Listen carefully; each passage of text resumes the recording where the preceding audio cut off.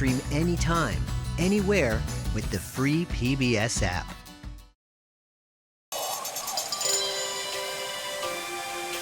It's often considered the greatest triumph of America's greatest architect.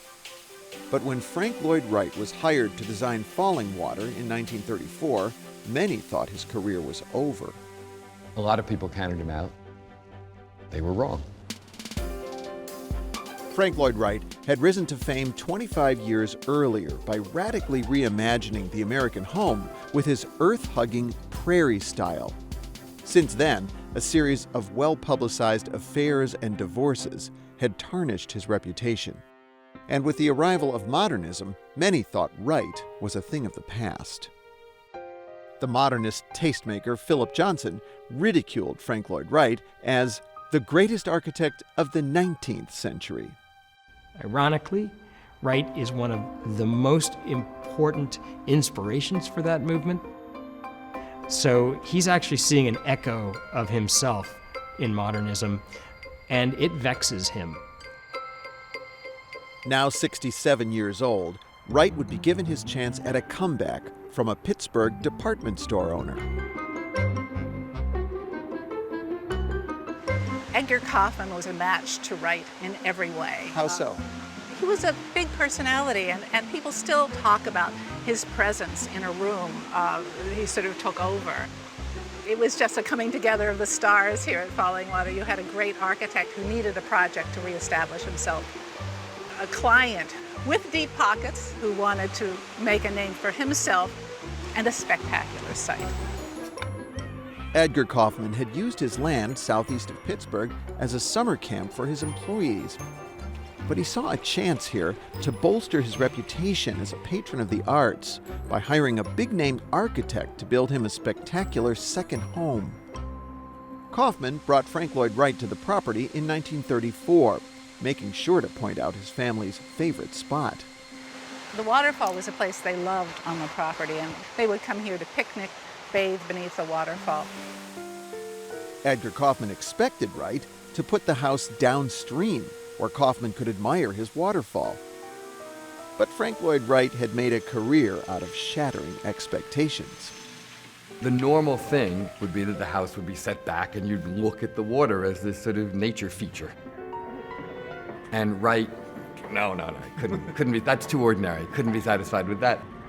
Brought it right on, all but put it in the water. The house is not just plopped down on top of the waterfall. The two almost look like they formed here together. The house descends in layers, like a waterfall.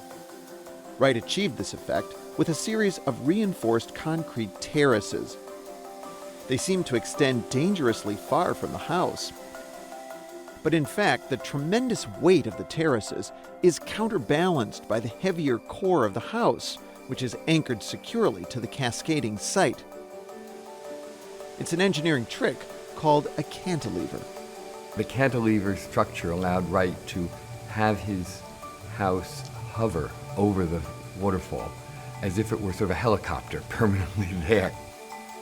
The idea of integrating a home into the landscape had long been a staple of American architecture. But with Fallingwater, Frank Lloyd Wright was taking it to the extreme. And this was his answer to his modernist foes, whose architecture was so disconnected from any particular place that Philip Johnson named it the International style. That house could be nowhere other than where it was. In that sense, it could not be more different from the International style. It was 1,000% site-specific. Wright made that connection both outside and in. So, this rock I'm standing on was here before the house was here. It was indeed. It's part of the native rock that was here before the house was constructed. If the rest of the stone looks like it belongs here, that's because it does. It all came from here on the site. It's all native stone, quarried just a few hundred feet away from the house. And the shiny stone floor doesn't look that different from the stream bed below the house. It's all polished with a liquid floor wax to give the appearance of wetness. The house is quite literally connected to the stream bed by a hatch. It helps cool the room in the summer. So you're not going to get rained on when you're in here. No. This house protects you, but beyond that, you really feel like you're outside, right? You do. You could almost be in a cave on a hillside, reaching out into nature on these terraces and so forth. And the Kaufmans wanted that. This was all part of the program. Wright understood what they needed. They needed an escape, a place to relax immediately once they arrived here, and to be in the midst of nature and communing with nature. Though at least one of Frank Lloyd Wright's modernist critics was unimpressed. Philip Johnson famously once said in an interview, "It just makes me want to pee." Fallingwater changed our perception of how a home could be integrated with its environment. And it resuscitated the career of a great American architect. Fallingwater took Wright from being a has-been to being an absolute superstar. Overnight, the guy is back to being the big daddy of American architecture.